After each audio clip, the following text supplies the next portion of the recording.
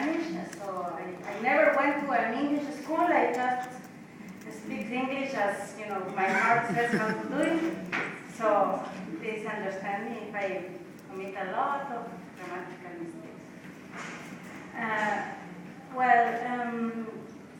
Lucia asked me, and the objective of this meeting is to try to answer two questions. No? How to build an international movement, and how this international movement can be efficient and trying to change things in the world. Of course, in the context of the new crisis, in the new situation that we are living now in the north and in the south, and also globally, for example, in terms of climate change. And for that, I think that it's important first to look for a little bit behind and to look historically how has been the struggles and the fights that we have been taking in our shoulders and in arms and hands in the north and in the south. And for example, in the north, I don't know, mainly in the 19th century, the struggle for the land was very important, no? I think. I read a little bit about it. I think that it was very important, the struggle for the land. But also now, I think that even in this century, the 21st century, the struggle for the land is also a very important issue in northern industrialized countries.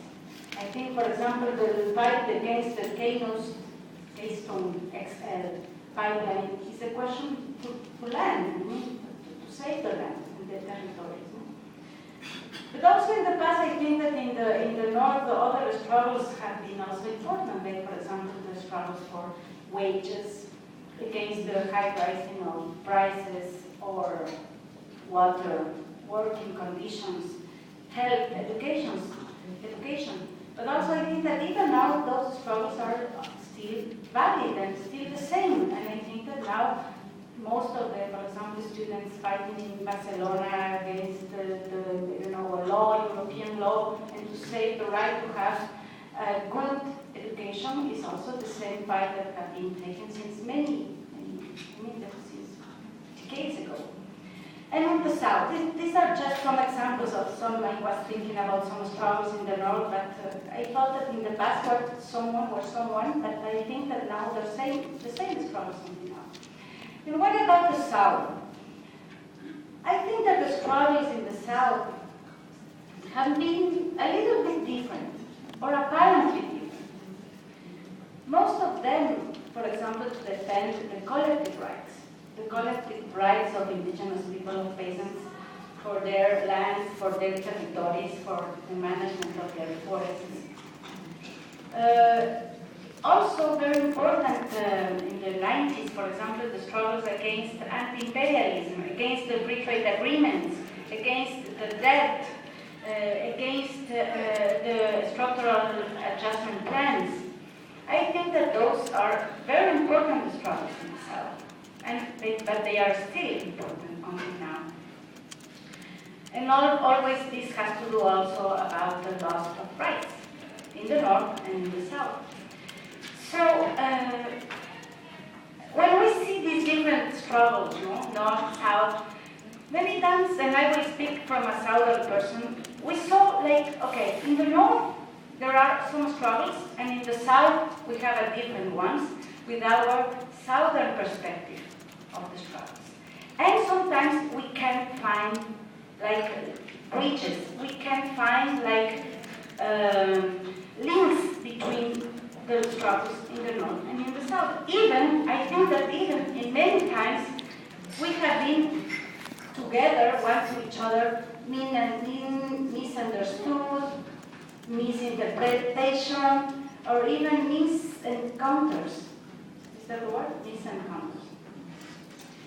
For example, Acción Ecológica was part of Friends of the Earth International, and we left Friends of the Earth International in 2003 because we thought that there were effectively a different type of struggles in the North and in the South. But I think that the new conditions and the conditions are different now. What are these conditions? regarding the new part of the question, that is, in this new context of crisis, what are the conditions now in terms of create this alliance, international movement? A huge concentration of power in the banks, in the corporations. I was even this morning thinking, who is more powerful, banks or corporations? Banks or corporations? I think that the banks are probably most bigger and strong than even the corporations. Most of the corporations are even in indebtedness with the banks. But anyway, huge concentration in the 1% or even less than the 1%. New hegemonies. China, Brazil, in the case of Latin America, Brazil is a little empire in America Latina. BNDES, the bank, Petrobras, Odebrecht, I mean, so many companies in Brazil that are like the new imperialist corporation in America Latina. In China, it's not necessary that I explain the power of China in my country, for example. It's very important. And of course, the lower hegemony of the US. What other is the context that we have, particularly in America Latina and the Caribbean? So-called leftist countries that are supposedly growing out of the neoliberal nightmare. No, en español es de la larga noche neoliberal, the long neoliberal night. But even they are using this slogan very strongly. They are still capitalist governments. They are still neo-statalist countries. I mean, they are repeating exactly the same what has been happening before, with a little bit more of investment in rights, or social rights. But this is a new scenario in the South, no? Particularly in America Latina. What else? In the North, a continuous precarization or life going to precarity in the North. Of course, with everybody knows, with a structural adjustment program, no? Because of the cost of loss of rights. But one important thing that is important to mention is that to escape from this crisis, of course, will be to make the poor rest.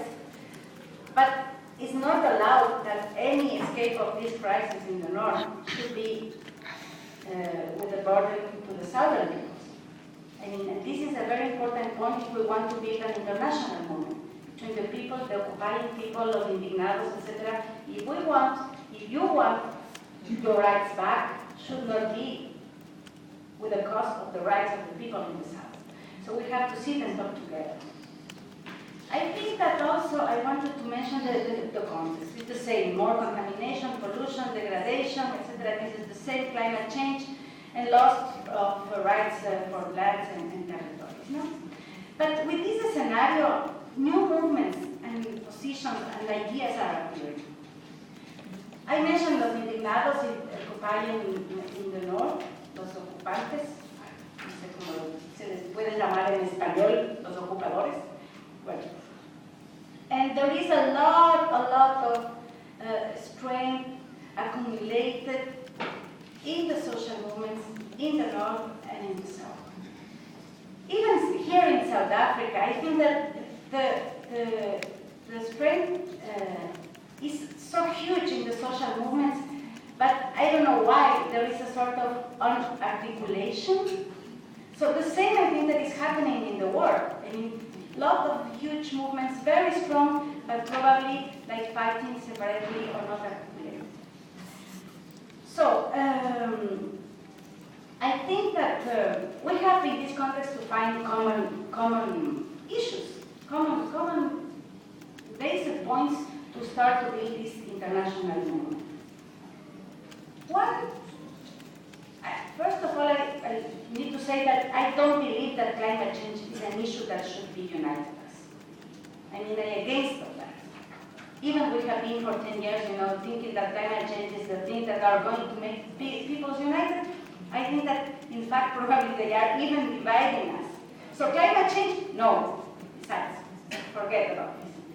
But I think that there are others. For example, water. if we see the struggle